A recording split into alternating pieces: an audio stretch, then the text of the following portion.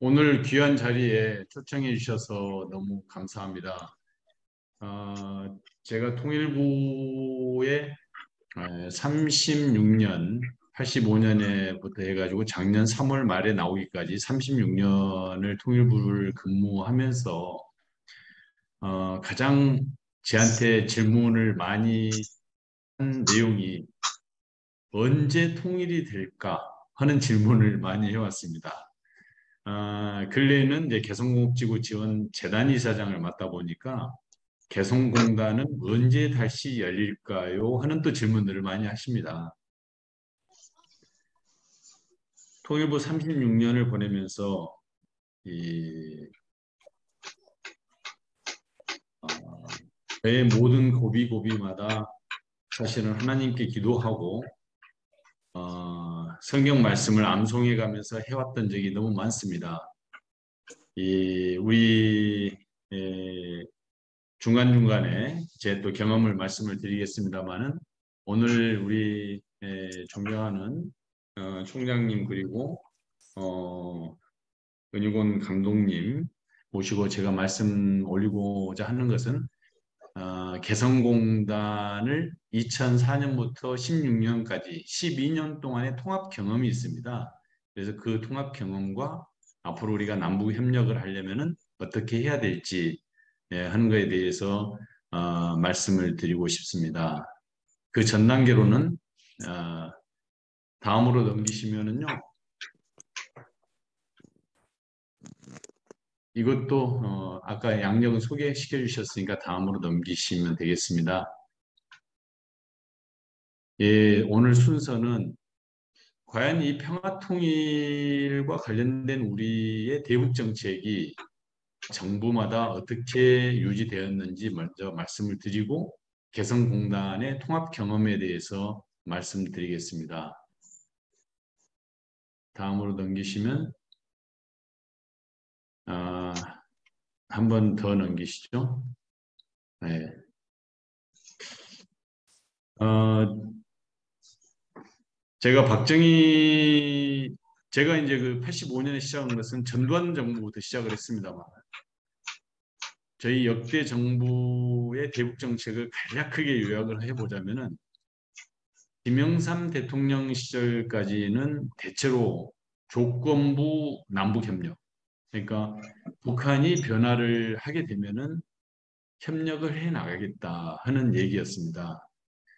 이 민족 공동체 통일 방안이라는 거 잘 아시겠습니다만은 이것은 이 노태우 정부에서 발표를 한 3단계 이제 통일 방안이죠. 그래서 통일 방안하고 통일 정책은 어느 정도 좀 구분을 좀 해봐야 될 필요가 있는데요. 통일 방안은 하나의 비전이라고 한다면은 통일 정책은 실제로 그 정부에서 북한하고 어, 해나가는 중요한 사업들로 일관된다고 볼 수가 있습니다. 통일원 개원이 1969년도인데요. 이게 이제 중요한 좀 의미가 저는 있다고 생각을 합니다.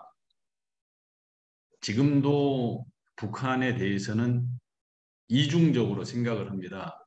하나는 어, 국가와 국가 간의 관계라는 국가 담론이 있고요. 하나는 민족 간의 특수한 관계라는 민족 담론이 있습니다. 우리 헌법에서도 보시면은 헌법 3조는 대한민국 영토는 한반도 영토는 대한민국은 한반도와 그 부속 도서로 한다 해서 영토 조항이 3조에 있는데요. 그래서 1969년 3월 1일 날 국토통일원을 만들면서는 국토를 통일하자는 명칭으로 시작을 했고요. 1990년 이제 통일원으로 바뀔 때는 어, 당시에 시대적 상황, 독일이 1989년 이 베를린 장벽이 붕괴되고 동구에 체제 전환이 일어나면서 통일원도 부총리급으로 만들면서 명칭이 좀 바뀌게 됩니다. 그리고 1998년에 통일부라는 정부의 이제 부처로서 정책을 집행하게 되는 부처로 명칭이 바뀌게 되는 상황에서 지금까지 오고 있는 그런 단계라고 말씀드릴 수가 있고요. 그리고 그때 당시에는 남북이 유엔에 동시 가입하는 그래서 세계에 있는 모든 국가들은 남북을 별개의 국가로 생각을 하고 있죠. 근데 이 남북 기본합의서에서는 우리 남과 북은 통일을 향하는 잠정적인 특수관계로 이렇게 규정하면서 남북 간에는 관세가 없는 것은 잘 아실 겁니다. 다음으로 넘어가 보시죠. 그래서 이제 그 이후로 김영삼 정부 이후로 김대중 노무현 정부 그리고 노무현 정부 끝나고 난 뒤에 이명박 박근혜 정부 이렇게 오면서 우리는 대북 관여 정책, 공세 정책 이게 극도로 이렇게 나뉘어지게 되는 거죠. 대북 관여 정책의 핵심은 북핵 문제를 분리해서 본다는 겁니다. 북핵 문제를 분리해서 이 북핵 문제는 결국에는 미국의 NPT 핵 확산 금지 조약과 관련된 질서 체계에 있어서의 에, 이탈을 했기 때문에 이 북핵 문제는 미국을 비롯한 국제적인 협상과 중재를 통해서 이걸 해결을 하자. 그리고 북한 문제는 남북 관계에 있어서 이 북한 문제는 서로 발전시키자. 화해와 협력, 교류 이걸 통해서 발전시키자 해서 이 두 가지를 이렇게 분리해서 병행 정책을 추진했다고 한다면 이명박 박근혜 정부에서는 이것을 연계합니다. 북한 문제와 북핵 문제를 연계해서 북핵 문제가 해결되지 않으면은 남북 간의 화해와 교류 협력이 여러 가지로 제약이 되는 그런 상황이 되는 거죠. 그래서 대북 관여 정책, 공세 정책은 엄격히 많은 차이를 보이고 있습니다. 다음으로 넘어가시면은 그래서 이제 그 아까 앞서 1990년도 동서독이 제도적으로 통일되면서도 체제 전환이 되던 그 시기에 북한 붕괴론이 많이 대두가 됐었습니다만은 어, 김정일이 2011년도에 사망을 했는데 김정일 사망 전후에서도 북한 붕괴론이 우리 사회에서 어, 대북 정책을 담당하는 고위급들에서 주장이 되고 있는 부분이 여기에 나와 있는 대로 천용우 당시의 차관 남재준 국정원장이 북한 붕괴론에 대해서 계속적으로 얘기를 해왔었던 그런 상황들이 2011년 전후에 있었습니다. 다음으로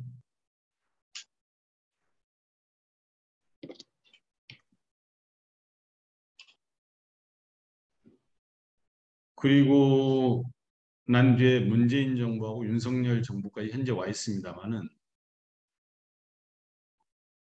보수 정부와 진보 정부가 포용 정책과 공세 정책에 이렇게 순환 사이클처럼 이렇게 진행이 되고 있다는 거죠.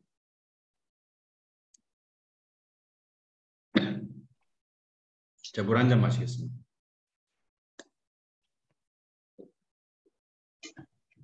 독일 경우를 많이 얘기를 합니다.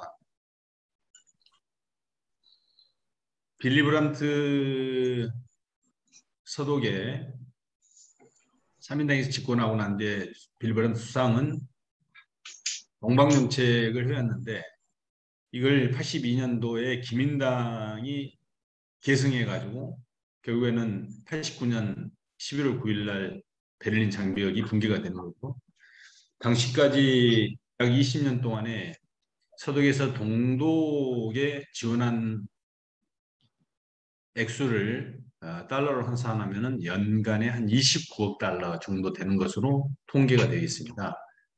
김대중 노무현 정부 10년 동안 연간 4억 달러 정도 됐는데요. 이것을 비교해 보면은 거의 7배 정도, 7분의 1 정도가 이제 김대중 노무현 정부 대북 달러로 준 건 아니고 대북 쌀 지원, 비료 지원 이거 하는 경우에가 많이 돈이 많이 비용이 들어가 있습니다만은 이 정도 7분의 1 정도 드린 거고 동서독의 경우에는 7배 정도의 대동독 지원이 이루어져 있었습니다. 다음으로 가시죠. 통상적으로 남북한에 있어서는 그 동서독과는 차이가 있는 점이 두 가지 얘기를 많이 합니다. 우리 민족 간의 전쟁이 하나 있고요.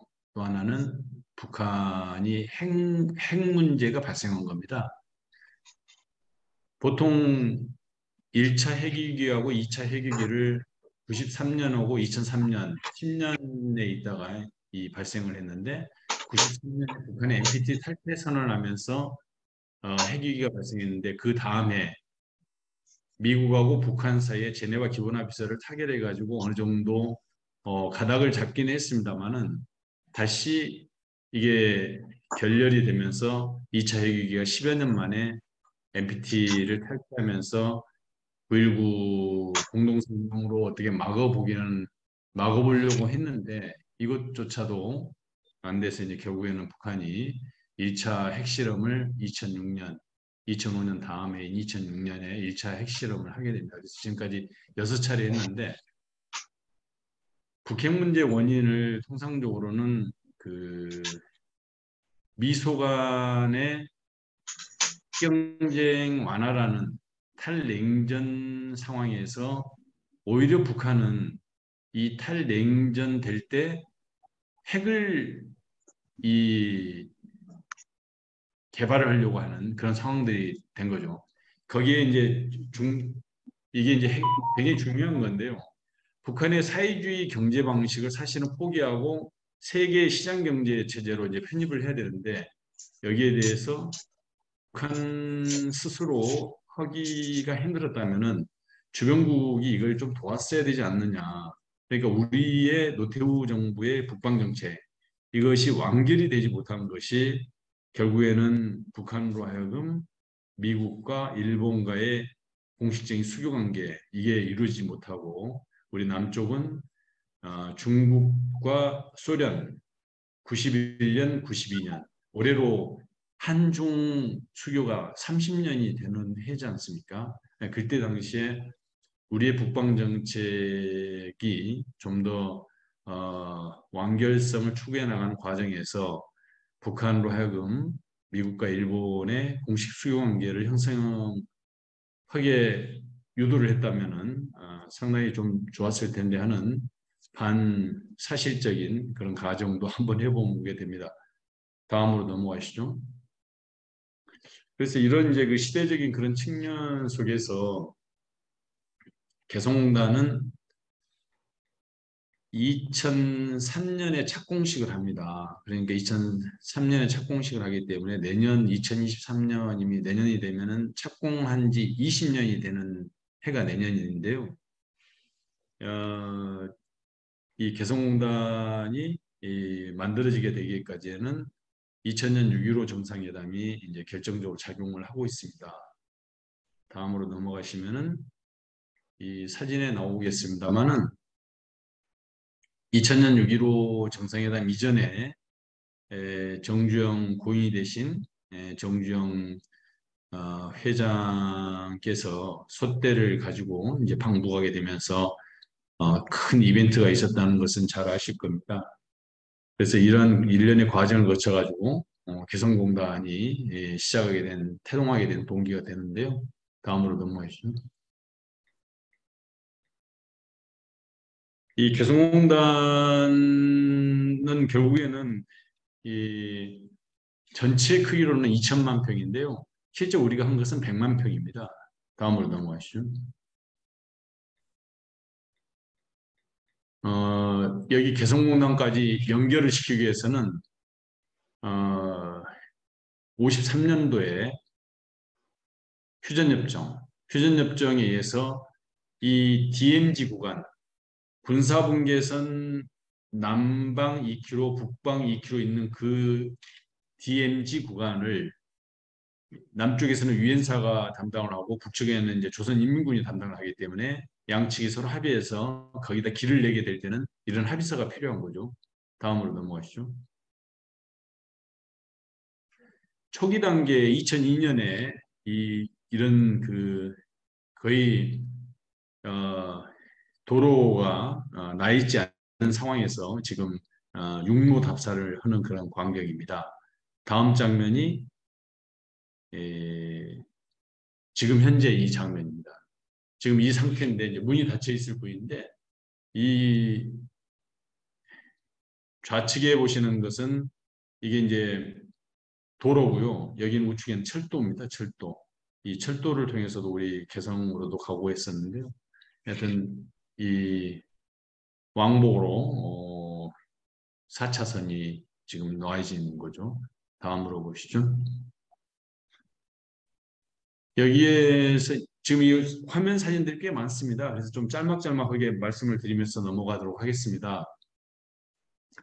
오른쪽에 보시면 이제 전체 거리는 이게 확장구역까지 해서 2천만 평 크게 되는데요. 현재 우리가 2016년 2월달에 문 닫기까지는 여기 1단계 100만 평만 했습니다. 100만 평. 다음으로 넘어가시죠.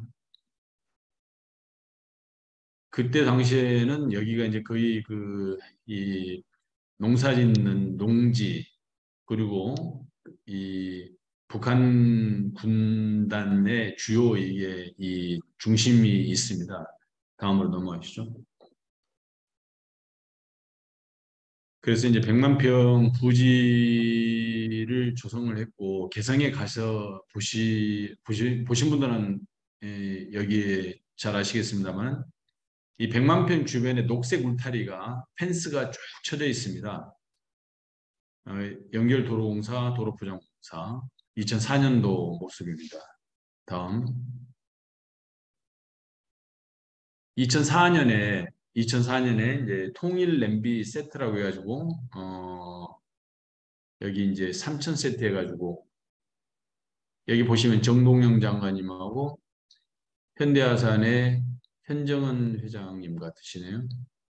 다음으로 넘어가시죠. 여기 개성공단 시범단지입니다. 2005년도 상황이고요. 그 뒤로는 더 훨씬 더 많이 또 시설물이 들어왔습니다. 다음 보시면은 개발 전, 개발 초기 상태, 그 다음에 현재 모습인데 이게 좀 조그만 해가지고 잘 안 보이실 겁니다. 다음 보실까요? 이 개성공단이 중단이 한번 됐었습니다. 2013년 4월 달에 돼가지고, 이게 이제 박근혜 대통령, 박근혜 정부로 바뀌고 얼마 안 있다가 이런 상황이 발생했는데, 제가 이 당시에 이 개성공단을 지원하는 정부의 기획단장을 했었는데요. 이것 때문에 이제 문을 닫고 해서 상당 기간 우리의 근로자들이 거기 잔류해 있었는데요. 나중에 이제 전부 철수를 5월 3일 날 완전 철수를 했습니다만은 여기에 보시면은 남쪽에서 북쪽으로 올라가는 건 차단하고 북쪽에서 남으로 내려오는 것만 이제 허용을 했던 상황인데요. 그때 이제 이런 일화가 있었습니다. 북측이 위험하니까 만일에 북측에서 남쪽에서 올라간 근로자들을 이렇게 인질화시키면 어떡할래 하는 당시에 김관진 국방장관 후보자한테 물어보니까 국방장관 후보자가 그리 되면은 어, 미 미군의 특수부대하고 우리가 함께 올라가서 구출하겠다 뭐 이런 얘기가 있었어요. 그래서 그게 이제 상당히 좀 쟁점화됐던 것 같습니다. 그래서 북측에서 이제 그렇게 우리가 개성공단이 위험하면은 올라오지 마라. 그 대신 개성공단에 남아있는 남측 근로자들은 내려갈 사람 내려가라. 뭐 이렇게 그때 북측에서 화를 냈던 것 같아요. 그래서 그 잠정 중단이 의외로 한 5개월 좀 넘게 되어서 그 사이에 협상이 진행이 됐었습니다. 다음 넘기시죠. 잠정 중단됐을 때 남쪽으로만 내려가게 하고 남쪽에서 북쪽으로 올라갈 수가 없기 때문에 이 물건을 실어올 수 있는 트럭이 갈 수가 없었습니다. 그렇기 때문에 북쪽에 남아있는 자동차에다가 이렇게 짐들을 묶어가지고 내려오는 장면들이 그때 대단히 우리 국민들 속에 보도가 되고 했던 것 같습니다. 다음으로 넘어가시면 이제 그래서 이제 이 정상화 회담을 7차례 했는데요. 제가 1차하고 2차까지 이제 수석 대표를 해서 북측의 박철수 단장하고 회담을 했고요. 3차부터는 김기웅 단장이 있는데 지금 현재 김기웅 단장은 윤석열 정부 초대 지금 통일부 차관을 지금 하고 있습니다. 다음으로 넘어가시죠. 그래서 이제 그 7차례 회담을 하고 마지막에 이제 그 7차 회담에서 정상화 합의를 해가지고 8월 14일에 정상화 합의를 하고 9월 달에 이걸 다시 문을 열게 됩니다. 다음으로 넘어가시죠. 9월 16일 날 재개를 해가지고 북한의 노동자들이 개성공단으로 들어오는 모습들입니다. 버스를 저희들이 제공해서 한 300대 이상이 이게 이제 물론 버스 운전기사는 북측 분들이 운전을 하고 있었죠. 그래서 이 버스를 300대 이상을 저희들이 운행을 했습니다. 다음으로 넘기시죠. 그러다가 이제 2016년 2월 달에 전면 중단하게 되는 상황입니다. 다음으로 넘어가시면. 그래서 이제 아까도 잠깐 말씀을 드렸습니다만은 개성공단 입주 기업들의 투자 자산, 유동 자산, 무상 지원해가지고 총 지급 금액이 약 6천억 가까이를 우리가 이제 지원을 했습니다. 지원을 했고 주재원들 같은 경우에는 45억 원 해서 이 주재원들도 1인당 이렇게 한 1,600만 원 정도로 해가지고 지원을 했습니다. 다음으로 넘어가시면 그래서 이제 개성공단 가동을 쭉 이렇게 이제 이 시계열별로 이제 해놨는데 뒷장으로 넘어가서 짤막짤막하게 또 말씀을 드리겠습니다. 한 장 넘기시면은 저희들이 이제 그 1단계 100만 평을 125개 기업이 들어가가지고 여기서 했었고 여기에서 어, 전체적으로 개성공단 문 닫을 때까지 종합적으로 따져보면 생산은 한 32억 달러 그리고 채용 북측 근로자들은 여기 보시면 5만 4,988명으로 나죠. 5만 5천 명 정도 합니다. 다음으로 넘기시면 가동기업 현황인데 섬유 분야가 아주 높습니다. 섬유 분야. 59%, 60%가 되고 이제 나머지는 쭉 있고요. 다음으로 넘기시면 그래서 이제 여기에 누적 생산 아까 말씀드린 대로 32억 3천만 달러인데 섬유가 가장 좀 높게 69%이기 때문에 17억 9천만 불 정도 되는 거죠. 다음으로 넘기시면 북측 근로자들입니다. 여기 하단에 보시면은 야, 평균 연령이 39.5세고 여성들이 68.2%, 남성이 한 31%, 그러니까 7대 3 정도 되는 거죠. 7대 3. 그래서 이 상당히 생산성이 높은 거의 평균 40세 미만으로서 개성공단이 나름대로 우리 기업들한테 인기가 좀 많이 있었습니다. 다음으로 넘기시면 입지 여건도 대단히 좋습니다. 그래서 개성공업지구에 대해서 많은 기업들이 관심이 있었고 결국에는 우리 대기업들이 들어갈 수 없었던 것은 어, 북한의 핵 문제로 인해서 제재 조치가 계속해서 진행이 됐기 때문에 어쩔 수 없었던 부분이라고 할 수가 있습니다. 그래서 개성에서 만든 제품들이 거의 우리 국내에서 이렇게 이제 그 소비를 했고 해외로 수출이 되지 못했던 것은 FTA에서 역외가공 지역이라는 것으로 개성공단이 인정을 못 받았기 때문에 이제 해외를 수출 못한 경우인데요.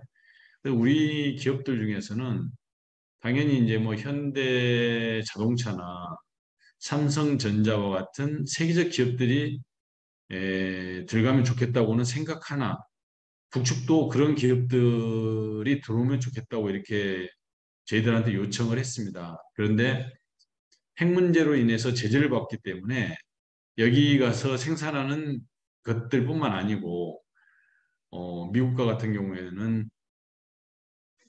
이 북한의 경제 제재를 하고 있기 때문에 그곳에서 생산 활동을 하게 되면은 대단한 이 불이익을 받게 되는 거죠. 그래서 입지 여건이 대단히 좋음에도 불구하고 진출을 못하게 됐던 그런 상황들이라고 이렇게 말씀드릴 수 있습니다.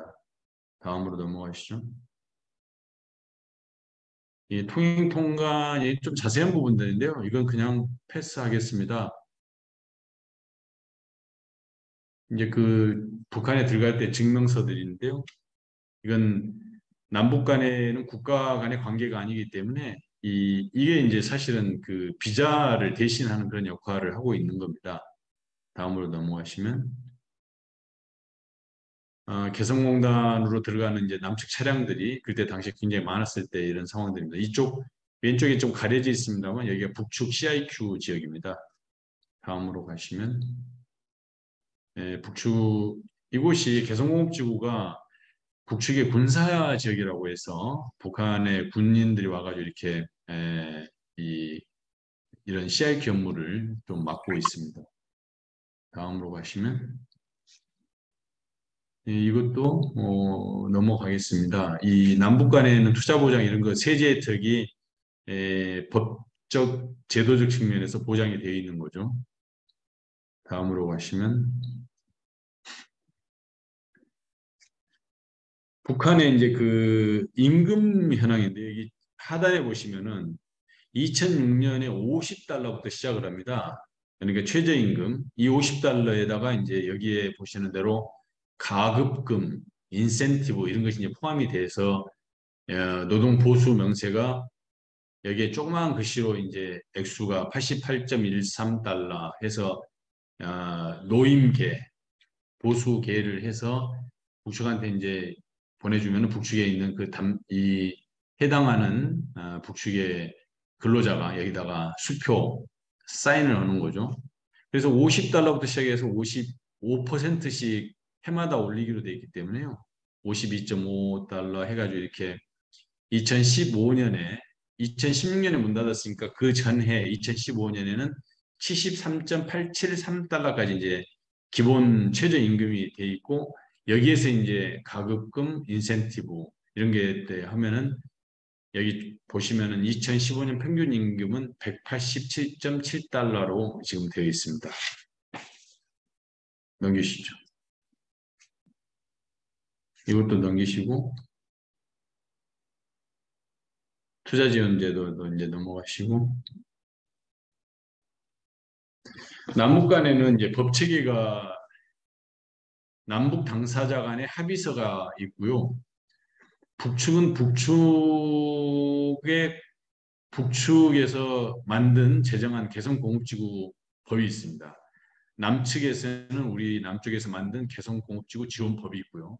그래서 제가 이제 두 직위를 가지고 있는데요. 개성공업지구 지원재단이사장 이것은 남측법에 있는 거고요. 개성공업지구 관리위원회 위원장은 북측법의 개성공업지구 관리위원회로 되어 있습니다. 그래서 지금 이제 개성이 문을 닫아 있기 때문에 그렇습니다만은 문이 열려 있으면은 제가 월요일부터 금요일까지 5일간을 이제 개성에서 근무를 하고 금요일 날 오후에 내려와서 월요일 날 다시 개성에 가서 근무를 시작해서 5일간 근무하고 이렇게 내려오는 그렇게 그 개성공업지구 관리위원회 위원장 역할을 맡아서 해왔던 게 우리 앞서 선배들이 개성공업지구가 문 열었을 때는 그렇게 했었습니다. 다음으로 넘어가시면 그래서 말씀드린 대로 이 개성공업지구 관리위원회 이게 북측 개성공업지구 법에 근거를 하고 있고 그래서 이제 개성공업지구 관리위원회는 북측에서 행정기관, 관리기관, 자치단체 역할, 법원등기소 역할 이걸 종합적으로 이렇게 맡아서 하고 있었습니다. 다음으로 넘어가시면 이제 여기에 개성공업지구 100만 평이 어떻게 보면은 거의 우리의 식민지 격이었습니다. 왜냐하면은 정기 식민지 여기 상단에 보시면은 한국전력 한전에서 공국전력을 10만 킬로와트씩을 이 고압으로 해서 보내왔거든요. 그리고 개성지사 KT에서 1300회선, 물도 K워터에서 정배수장, 폐수처리장 이걸 거의 다 갖춰가지고 기반시설을 다음 장 넘기고 오시면 이 종합지원센터도 저희들이 만들어놨고 기술교육센터, 아파트형 공장, 타가소 이런 거 전부 만들어서 거의 뭐 이 경제 식민지 그런 격으로 좀 저희들이 만들어서 기업들이 가서 북한의 노동자들만 충원해가지고 사용한 거죠. 다음 넘어가시면 여기에 이제 소방서라든가 아까 말씀드린 대로 300여 대 이제 출퇴근 버스 이것도 전부 이제 남쪽에서 가지고 올라가서 운전사만 북측에 운전기사들이 이제 했고요. 여기 폐기물 처리장, 개성공업지구에 있는 부속 의원, 그 당시엔 의정부 성모병원에서 이제 가서 거기에서 운영을 했었습니다. 다음으로 넘어가시면 그래서 우리 이제 개성공단 통합 경험을 보시면은 약간의 언어 차이들이 없지 않아 있었고 또 운영 방식에 있어서 좀 차이가 있었습니다. 대체로 그렇지만은 이런 것이 이제 2004년부터 16년까지 이제 생산 활동을 하면서 10여 년 이상을 하면서 많은 이해하고 또 배려하고 하는 그런 공간으로 바뀌었던 것도 사실입니다. 다음으로 넘기시면 맨 처음에 이 버스로 출근하는 북측 근로자들은 거의 옷이 제복처럼 동일합니다. 이제 뭐 이게 이렇게 이제 많이 하단처럼 바뀌게 되는 거고 여기에 보시면은 그 북측 근로자들에게 인사하는 남측 근로자 잘 아시겠습니다만 신원 박성철 회장님을 제가 몇 차례 뵀었는데요. 신원에서 이렇게 이제 여기 근무하시는 이 간부들이 아침 저녁으로 인사를 하는 장면입니다. 1년 365일 비가 오나 눈이 오나 이 아침 저녁으로 맨 처음에는 북측 근로자들이 상당히 좀 의아해하고 했었습니다만은 이러한 인사하는 것이 근로자들에게 신뢰감도 주고 해서 상당히 좋은 호응을 얻었다고 그렇게 박성철 회장 말씀도 계시고 여기서부터 이제 초코파이라는 이 간식도 제공하게 되는 그런 계기가 됐다고 합니다. 그래서 초코파이를 시작을 신혼에서 시작했다고 박성철 회장께서는 굉장히 어, 자랑도 하시고 했던 그런 기억이 납니다. 다음으로 넘기시면 이건 그 안면 인식입니다. 안면 인식이 이제 이 출근할 때 여기에 개성 노동자들이 상당히 좀 신기하게 맨 처음에 시작을 했었던 거죠. 다음으로 넘기시면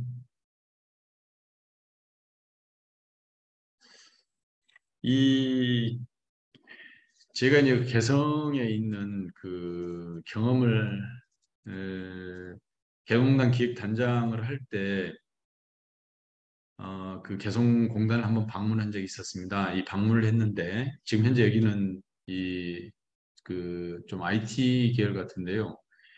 홍익식품이라는 회사에 한번 방문을 했는데 그 식품회사가 당시에 뭘 하고 있었냐면은 공주에 있는 밤을 그걸 에, 깎는 작업을 하고 있었습니다. 근데 보통 거기에 이제 제가 그 법인장한테 여기에 달인이 있냐, 이 밤 깎는 달인이 있냐고 물어봤더니 있다는 거예요. 보통 그 밤을 외피를 걷어내고 난 뒤에 내피를 물에 잠겨가지고 그걸 내피를 이제 칼로 깎는데 보통 1인당 한 1kg를 하루에 깎는다면은 이 다리는 2kg를 깎는다는 거예요. 그래서 이 그 다리를 제가 이렇게 여성인데 한 20대 초반의 여성이에요. 근데 이 다리는 밤을 다른 사람은 한 개를 깎아와서 가져와서 깎고 그 밑에 놓고 한다면 이 다리는 두 개를 가져오더라고요. 두 개를. 그러니까 한 개 가져올 때 이 속도를 그만큼 빨리 가져오는 거죠. 그래서 하나를 깎고 놓고 또 나머지 하나를 깎고 놓고 굉장히 빠르게 깎아요. 그래서 그러면은 남쪽에서 올라간 그 회사의 법인장한테 저 달인한테는 월급을 두 배를 주냐. 그랬더니 두 배를 안 주고 다른 노동자하고 똑같이 준다는 거예요. 그건 정의롭지 못하지 않느냐. 그랬더니 그 개성의 근로자들은 이 노임 체계가 10년이 된 사람이나 금방 들어온 사람이나 이렇게 이 달인이나 달인이 아닌 사람이나 똑같은 가격으로 이 월급 체계가 돼 있는 거예요. 그래서 야 개성하면은 개성의 꿈이라는 것도 있고 우리 기업들이 들어가면 기업들 중에서 세계 최고의 기업이 좀 나오면 좋겠고 개성의 노동자들도 다른 보통 노동자들에 비해서는 10배, 20배 이렇게 월급을 받아가지고 뭔가 그 개성의 꿈이 실현되는 게 있어야 되지 않겠느냐 하는 생각을 그때는 해봤는데 그런 이제 월급 체계라서 그 여성한테 이제 제가 직접 물어보지는 못했어요. 물어보지는 못했는데 왜 이 여성은 월급도 똑같이 주는데 남보다 두 배의 속력을 내 가지고 깎을까 이런 생각을 했는데요. 제가 스스로 내린 답은 인간의 본능적인 경쟁 욕구 아니면은 이 뭔가 성취도에 대한 그런 나름대로의 자기 만족 뭐 이런 거밖에 안 되는 거예요. 생각이. 그래서 그 참 당시에 이 개성공단의 그 달인을 보면서 참 많은 생각이 들던데요. 그걸 우리가 이 자본주의 방식으로 보수를 적절하게 줘야 되지 않을까 하는 생각도 해봤는데요. 어, 그렇게 하다가 뭐 짧은 단장 생활을 마무리하고 다른 곳으로 이동을 했습니다. 다음 넘어가시면 이것도 넘어가시고 이 우리가 이제 북측에 여러 가지 간식을 제공하다 보니까 북측에서 스스로 만들어 가지고 이제 이렇게 과자라든가 이것을 우리 이 에, 맨 처음 우리는 오리온 초코파이부터 시작을 했는데 북측이 또 만들어 가지고 우리 기업들이 그걸 사 가지고 북측 사람 근로자들한테 제공한 겁니다. 다음 넘어가시면 이 업무 사이사이 이렇게 간혹 체조를 합니다. 다음으로 넘어가시고 어, 이것도 넘어가시고 우리 박장모 총장님은 뭐 워낙 남북의 언어 차이를 잘 아실 테니까요. 저는 이 다이어트를 북측이 살각이라고 해가지고 맨 처음에 참 제대로 표현이 괜찮구나 하는 생각도 한번 해봤습니다만 약간은 좀 전투적인 표현이긴 합니다만 다음으로 넘어가시면 이제 이 마지막 장이 되겠습니다. 남북협력. 이 남북협력은 간단하게 이렇게 세 가지로 우리가 개성공단 통합 경험에서 과연 이 가치가 어떤 게 있을까? 그리고 이 개성공단은 우리 남북 경제가 발전하는데 우리만 발전하는 게 아니라 함께 발전하는 그런 나름대로의 마중물, 전진기지 이런 게 개성이라고 생각을 하고요. 그다음에 남북협력지구 개성을 포함해서 우리의 미래는 뭐가 있을까? 이렇게 이제 세 가지 측면에서 말씀드리고 마무리를 하겠습니다. 다음으로 넘어가시면 이 개성공단 이제 그 네 가지로 나눠 봤는데요. 개성공단의 평화라는 가치, 경제라는 가치, 통일로 가는 가치, 안보라는 가치. 이 네 가지 측면에서 한번 보면은요. 다음 장으로 넘기시면 이것은 그 참고 자료인데요. 개성공단이 이제 국제적인 공단하고 한번 대비해 본 겁니다. 우리 남측에 있는 시화공단하고. 근데 임금 측면에서 결국에는 이게 이제 자본주의 시장경제 방식이기 때문에 최저임금이 개성공단은 73달러, 베트남은 120달러, 중국 청도공단은 225달러, 우리 시화공단은 1216달러, 18배가 되는 거죠. 18배. 생산성은 시화공단을 100%로 따지면은 청도 60, 베트남 40, 개성 70, 모든 게 사실은 이 노동 생산성은 100%에 근접은 해 가고 있습니다만은 나머지 모든 측면에 있어서 워낙 이 생산품에 대한 단가가 저렴하기 때문에 경쟁력이 아주 대단하다. 이런 게 이제 통계 자료 2015년 기준으로 해서 나와 있는 자료입니다. 다음으로 가시면 아까 이제 개성공단의 평화 가치 에곤 바르라고 잘 아실 겁니다. 이 우리가 이제 그 통일 모델을 보통 두 가지를 얘기를 합니다. 하나는 그 베를린 모델. 베를린이 1989년에 베를린 장벽이 붕괴되고 1990년 제도적 통일을 합니다. 제도적 통일이라고 하는 것은 조건이 두 개가 있는 거에 하나로 통합이 되는 것은 이제 법 제도적 통일이라고 얘기를 하고요. 그게 바로 동서독 통일이고 이 동서독의 통일된 수도가 바로 베를린이기 때문에 그냥 우리 사회 이 통일 문제를 하시는 분들이 그냥 그걸 베를린 모델이라고도 부릅니다. 베를린 모델이 하나 있고요. 그 다음에 브뤼셀 모델이 있습니다. EU의 수도인 벨기에의 수도 브뤼셀 그걸 따서 브뤼셀 모델이라고 하는데요. 이건 이제 제도적 통일이 안 돼 있고 화폐로 단일화가 돼 있는 상황이긴 합니다. 화폐가 단일화돼 있고 단일화된 상황에서 주권은 각 국가가 가지고 있습니다만은 자유롭게 또 왔다 갔다 할 수 있는 그런 상황들을 이제 우리가 이제 브뤼셀 모델이라고 하는데 과연 서울 모델은 어떻게 돼야 될까? 물론 통일 수도가 서울이 되면 뭐 서울 모델이라고 하는데 저희가 이제 살고 있는 수도가 서울이기 때문에 한국형 통일 모델. 그래서 이 에곤바는 이제 그런 생각도 하셨겠지만 하여튼 한국형 통일 모델은 개성공단이다.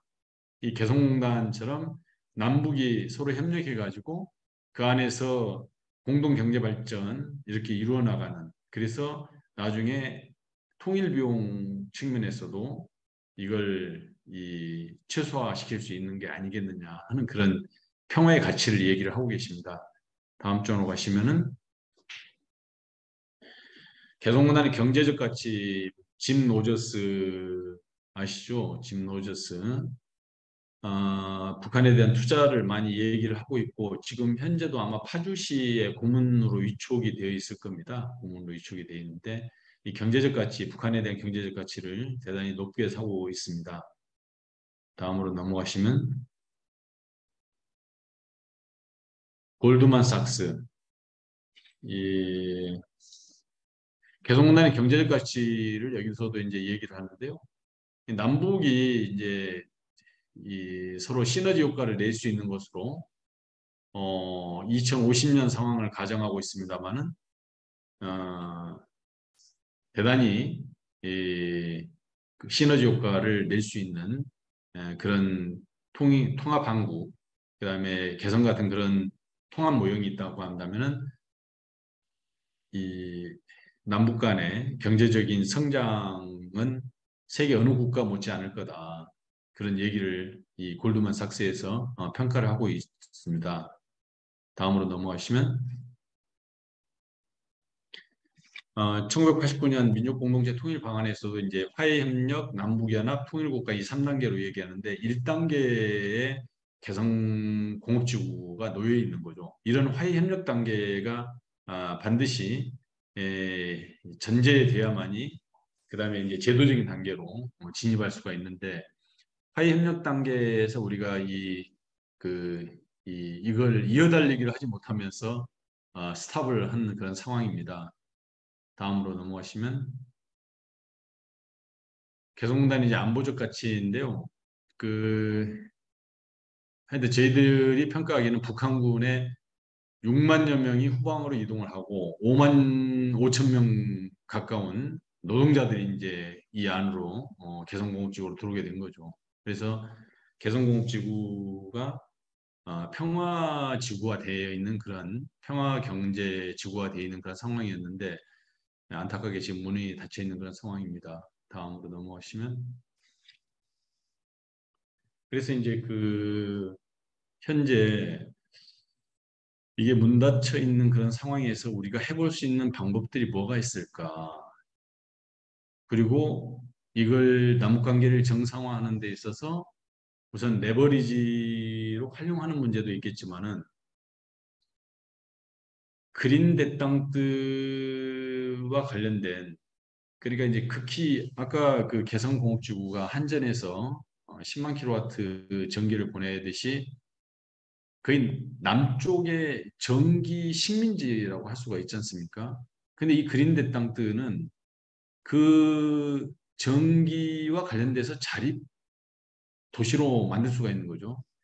이 신재생 에너지 여기서 얘기되어 있는 태양광이나 원자력을 제외한 소수력, 풍력 이런 것을 활용하면은 개성 도시와 개성 도시 인근에 있는 개성 공업지구까지 신재생 에너지로 얼마든지 에너지 자립 도시를 만들 수 있다. 그래서 개성공단을 재개하게 되면은 개성공단의 버전을 한 단계 업그레이드 시켜야 되지 않겠냐. 북측도 과거로 돌아가는 개성공단이 아니고 새로운 하나의 이제 개성공단 형태로 가려고 할 것으로 보여집니다. 그래서 여기 안에는 이제 탄소 중립이라든지 주변에 이 산림 녹화 이런 것이 함께 이 진행이 되어야 될 겁니다. 그래서 이 그린데 땅뜨 협력 모델을 테스트 베드 그러니까 하나의 그 실험 무대로 개성공업지구부터 시작을 해서 점차 넓혀가는 그런 방식으로 그린데 땅뜨 협력 모델을 북측에 이식을 하면 어떻겠느냐 하는 그런 생각을 하고 있고요. 그다음에 개성공단 메타버스 그러니까 요즘은 온라인 오프라인으로 문이 닫혀 있는 개성공단을 온라인으로 문을 좀 열어보자 하는 게 이제 개성공단 메타버스가 되겠습니다. 이 개성공단 메타버스는 그 안에서 진행이 되는 것은 생산 활동은 북측에서 참여를 하지는 못하지만은 우리 북측에서 한번 그 경험했던 기업들이 여기에 참여할 수가 있고요. 그다음에 여기 안에서 국민들이 참여해서 함께 토론하는 그런 광장 온라인의 플랫폼이 될 수가 있겠습니다. 다음으로 가시면 그래서 이제 이게 이제 그린데 땅트와 관련되어 있는 부분인데요. 예, 국제 평화의 허브 도시 그린데 땅트와 관련된 남북 협력 도시로 이제 개성공단을 축으로 해가지고 기타 다른 지구까지 넓혀진다면은 그게 이제 개성 공업지구만이 되는 게 아니고 남북 간에 협력할 수 있는 지구 아주 다양한 도시하고 형성이 될 수 있으라고 생각이 됩니다. 다음으로 넘어가시면 그래서 이제 금강산 관광지구도 남북협력지구로 해서 이 금강산 관광지구만 있는 게 아니고 쭉 올라가면은 원산까지 해서 이 전부 다 이게 이게 자원들입니다. 관광자. 다음에 넘어가시면 그래서 이제 남포, 해주, 신의주, 함흥 해서 이제 그 협력지구를 훨씬 더 넓혀 나갈 수 있는 그 도시의 이제 특성들을 감안해서 여기에 나와 있지 않습니다만 다른 이제 그 북한에서 여러 가지 특구들을 또 많이 제시를 하고 있습니다만은 우리가 이 남북이 협력해서 할 수 있는 부분들이 대단히 많죠. 다음으로 가시면 여기 이제 북한의 경제개발 특구들이 나와 있지 않습니까? 전부 총 28개인데요.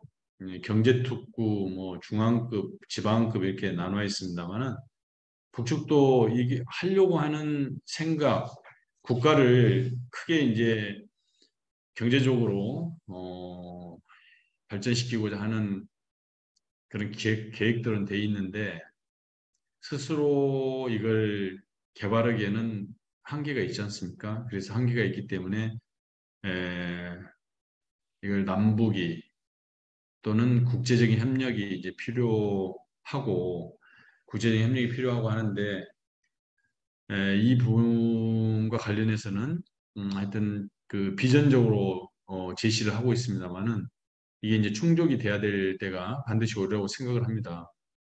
다음으로 넘어가시면 이게 이제 마지막 장이 되겠습니다만은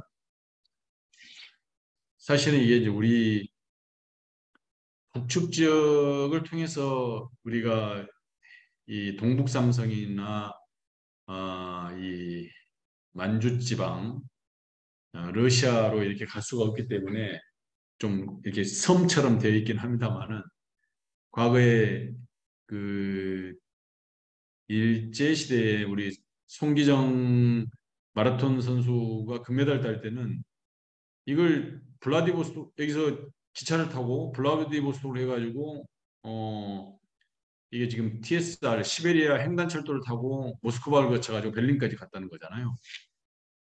우리 잘 아는 청년 세대가 북측 지역을 통과해가지고 대륙으로 이렇게 가고 하는 것들이 정말 필요하다.